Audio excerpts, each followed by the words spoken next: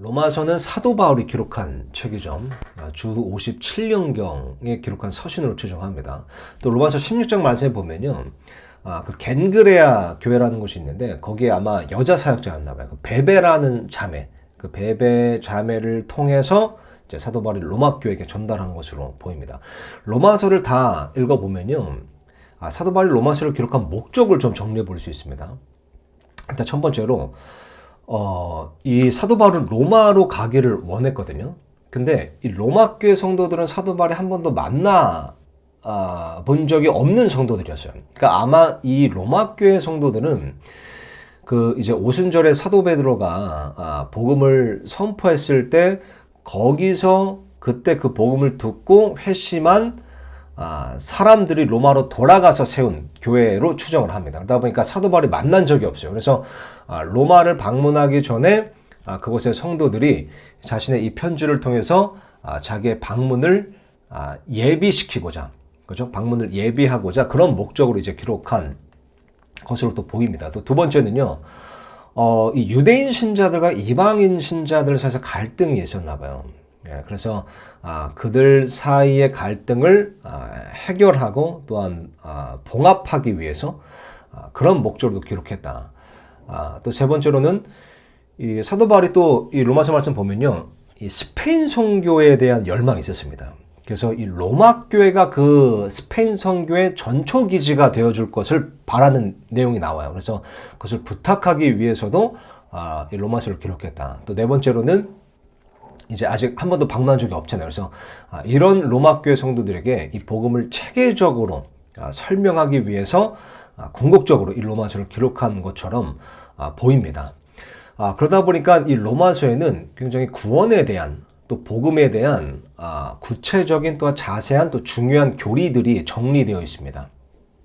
그래서 예를 들면 이제 행위에 의해서가 아니라 믿음에 의해서 이롭게 된다는 소위 우리가 칭의 교리라고 하죠.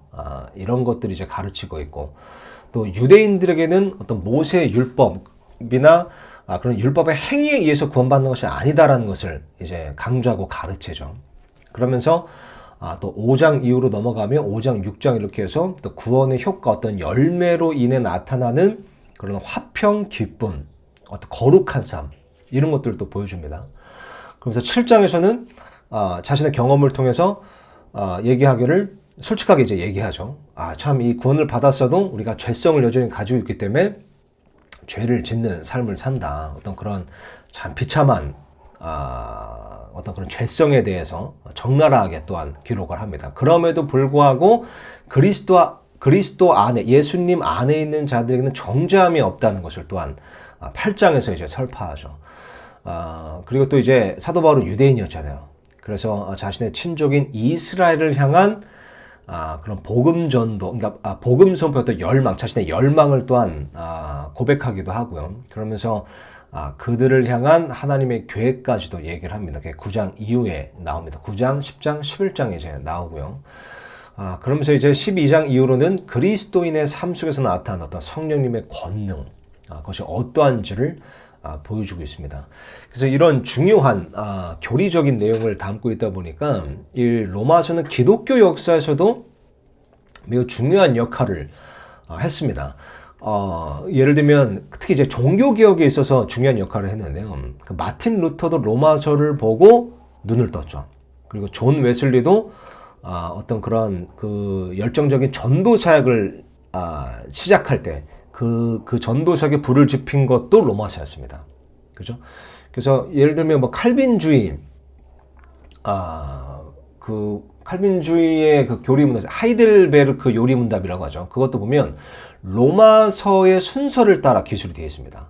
그러니까 이처럼 특히 종교 개혁자들에게는 이 로마서가 굉장히 이 중요한 성경책 중에 중요한 책이었다라는 것을 우리가 알 수 있습니다. 그래서 로마서가 이토록 위대한 주제들, 되게 중요한 주제들을 다양하게 다루고 있기 때문에 로마서를 이해하는 것이 중요합니다. 로마서를 잘 이해한다면 성경 전체를 조망하는 그런 통찰력을 가질 수 있다고 말해도 과언이 아닙니다. 그래서 로마서를 읽을 때 한 구절 한 구절 곱씹으시면서 잘 한번 읽어보시기 바랍니다.